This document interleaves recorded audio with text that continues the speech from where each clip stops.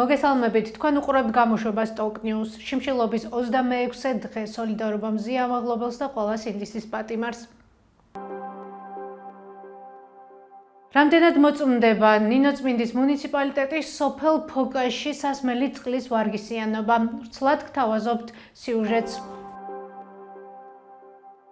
ნინოწმინდის მუნიციპალიტეტის სოფელი ფოკა ფარავნის ტბის მიმდებარედ არის განლაგებული. აქ მცხოვრებლების ძირითადი შემოსავლის წყარო მეცხოველეობა და მეთევზეობაა. ადგილობრივების ზამთრობით ფარავნის გაყინულ ტბაზე ორმოებს ჭრიან. ბადეებს აგებენ, დაჭერილი თევზის უმეტეს ნაწილს კი ადგილზე ხიდიან. ლილით კარაპეტიანი სოფელში არსებული პრობლემებიდან ერთ-ერთ ყველაზე მთავარზე დაბინძურებულ სასმელ წყალზე გვესაუბრება. ამბობს, რომ დაძველებული და დაზიანებული სასმელი წყლის მილები, რომლის გაწმენდასაც ქლორით ცდილობენ. მისივე თქმით, ყოფილა შემთხვევები, როდესაც მილებში ნორმაზე მეტი ქლორი გაუშვიათ. რაც ყველაზე მთავარია წყალი, რომელიც არის დაბინძურებული, იმიტომ რომ არ მახსოვს ბოლოს როდის იყო მილების შეცვლა და მილები ძალიან ძველი გვაქვს და აი ამის გამო არის და ჭუჭყიანი წყალი და ამის გასასწორებლად სპეციალისტები მოიგონეს, რომ შეუძლიათ ქლორი დაამატონ და ამით შეუცვალონ სიტუაცია, მაგრამ მე ვფიქრობ, რომ ძალიან დიდი რაოდენობის ქლორი იმატება და ინტერნეტში წავიკითხე, რომ ეს შეიძლება ძალიან ცუდად იმოქმედოს ამ ადამიანის ჯანმრთელობაზე. ის რომ მუნიციპალიტეტის უმეტეს სოფლებში სასმელი წყლის მიწოდებას ახორციელებს არალიცენზირებული პირი და მოსახლეობისთვის მიწოდებული სასმელი წყალი არ იწმინდება, საუბარია სახელმწიფო აუდიტის დასკვნაშიც, რომელიც უწყება გასული წლის 2 თებერვალს გამოაქვეყნა. ამავე დოკუმენტში ვკითხულობთ, რომ სასმელი წყლის ხარისხი ასევე არ მოწმდება.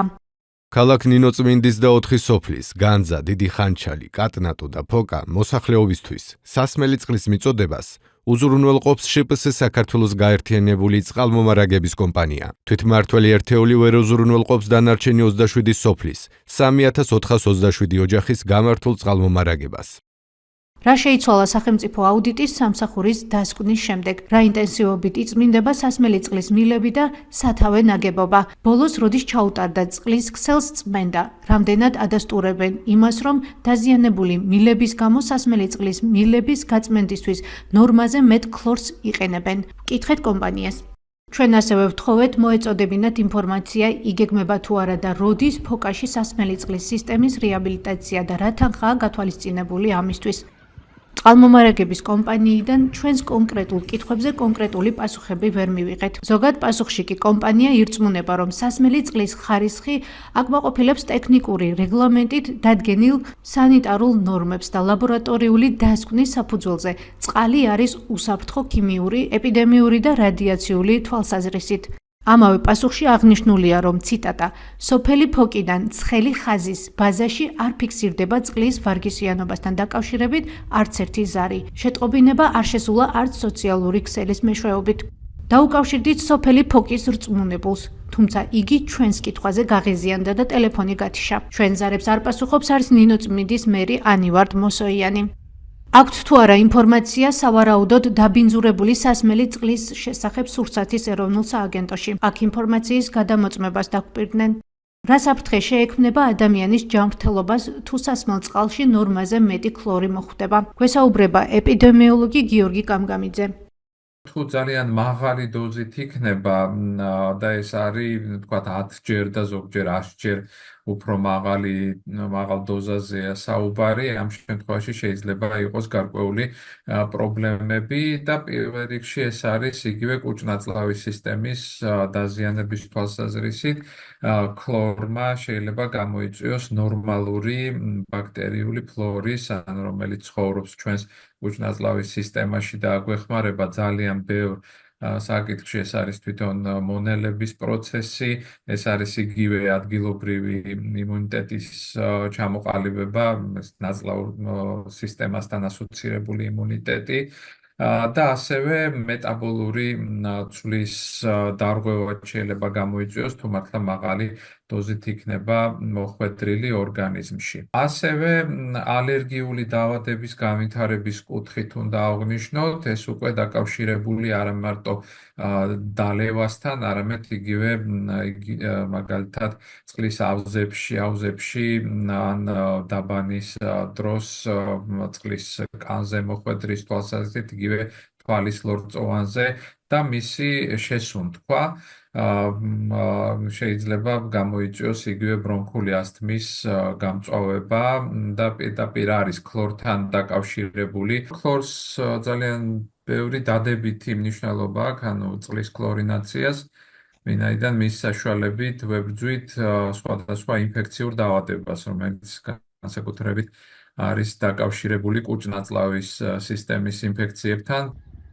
სახელმწიფო აუდიტის დასკვნის მიხედვით ნინოწმინდის მუნიციპალიტეტი ვერ უზრუნველყოფს 27 სოფელში მცხოვრები 3500-მდე ოჯახის გამართულ წყალმომარაგებას. ამავე დასკვნის მიხედვით მუნიციპალიტეტის მიერ მოწყობილი წყლის სისტემა და სათავე ნაგებობები, საიდანაც მოსახლეობას წყალი მიეწოდება, არ არის აღჭურვილი გამწმენდი ნაგებობებით და წყლის დაქლორვის საშუალებებით. არ ტარდება წყლის სისტემური ლაბორატორიული შემოწმება სასმელად ვარკვისიანობის დასადგენად. რუსთაველის გამზირზე გზის გადაკეტვას მედავებიან. ადიგენში მცხოვრები მახარე გოგატიშვილი ამბობს, რომ 18 იანვარს თბილისში საპროტესტო აქციაზე ყოფნის დროს დააფიქსირეს და გზის გადაკეტვას ედავებიან. გოგატიშვილმა ამის შესახებ საჯარო პოსტი სოციალურ ქსელში გამოაქვეყნა. იგი ჩვენთან დამატებით კომენტარს არ აკეთებს და ამბობს, რომ ელოდება სასამართლოს სხდომას. ახალციხის ახალი IP-ის ხელმძღვანელად დაინიშნა სექსუალურ შევიწროებაში დადანაშაულებული და მღვდელმსახურობა შეჩერებული არქიმანდრიტი ნიკოლოზ გეწაძე. ამის შესახებ განკარგულება საჯარო რეესტრის გვერდზეა გამოქვეყნებული. ახალციხის მერიამ საჯარო რეესტრის ეროვნულ სააგენტოში IP-ის რეგისტრაციის მოთხოვნით გასული წლის 26 დეკემბერს მიმართა. IP-ის საჯარო რეესტრში 2024 წლის 27 დეკემბერს დარეგისტრირდა. ახალციხის მერიის მიერ რეესტრისთვის მიწოდებულ წერილში 2024 წლის 26 დეკემბერს ვლადიმერ გეწაძეს IP-ის დირექტორად მოიხსენიებს. რა კრიტერიუმით შეირჩა აღნიშნული პირი მერიის IP-ის ხელმძღვანელად? რამდენი ლარით დაფინანსდება IP? მერიას ამ კითხვებით მივმართეთ. ახალციხის მერიაში გვითხრეს, რომ მოიკითხავდნენ. აქ მხოლოდ იმას გვეუბნევიან, რომ IP ჯერ არ ფუნქციონირებს. აღსანიშნავია, რომ მსგავსი IP-ისთვის თანხა 2025 წელს ბიუჯეტში მითითებული არ არის. ჩვენ ნიკოლოზ გეწაძესთან და საპატრიარქოში დაკავშირებას ვცდილობთ. აზერბაიჯანი და თურქეთი ძალებს აძლიერებენ, რათა მათ ქვეყნებს შორის სომხეთის ტერიტორიიდან დერეფანი გახსნან. ვცლად გიტოვებთ სტუდია ვაშინგტონს მეტი და დეტალური ინფორმაციისთვის ეწვიეთ ჩვენს ვებგვერდს TokTV-წერტილი-G და Facebook გვერდს TokTV. გმადლობთ, რომ გვიყურებთ. ხვალამდე.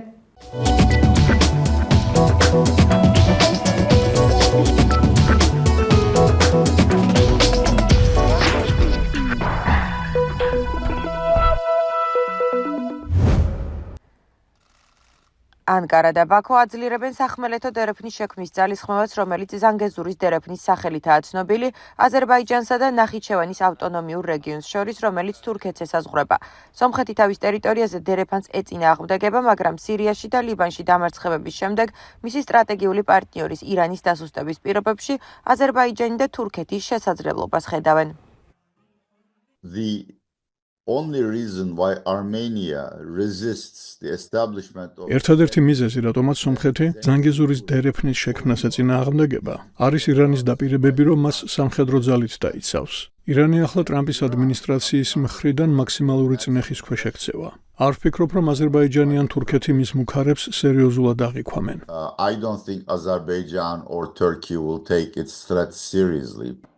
ირანი 40 კილომეტრიან დერეფანს ძლიერ ეწინააღმდეგება, რადგან ის გადაუჭრის სასიცოცხლოდ მნიშვნელოვან გზას, რომლითაც სანქციების გვერდით ავლას ახერხებს. მაგრამ ანალიტიკოსები ამბობენ, რომ რეგიონული მარცხი და ვაშინგტონიდან მზარდი წნეხი ირანს აიძულებს რეგიონში მეგობრები ეძებოს.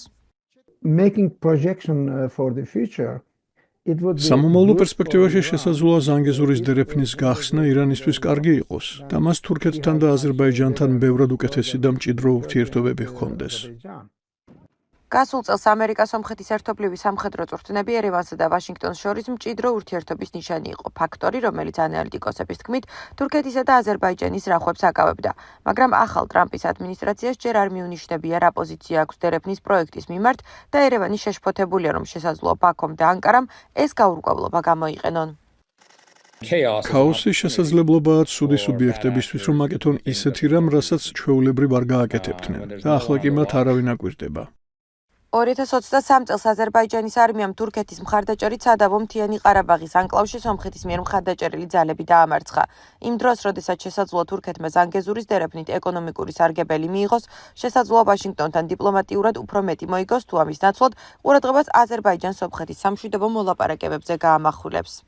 თუ თურქეთს შეუძლია ეს ისეთ რამეთ წარმოადგინოს, რასაც მხარს უჭერს, ეს შეიძლება ძალიან საინტერესო იყოს პრეზიდენტ ტრამპისთვის, რომელსაც სურს თავის საერთაშორისო მშვიდობის მყოფლად წარმოაჩინოს. თურქეთის პრეზიდენტ რეჯეპ ტაიპ ერდოღანს ამერიკის პრეზიდენტ დონალდ ტრამპთან მჭიდრო კავშირები სურს, თუმცა იმავდროულად თურქეთის ლიდერი მზად არის თავის აზერბაიჯანელ კოლეგას ილჰამ ალიევს მხარი დაუჭიროს საზიარო მიზანში. მათი ქვეყნები ევროპასა და ჩინეთს შორის სახმელეთო ხიდად აქციონ.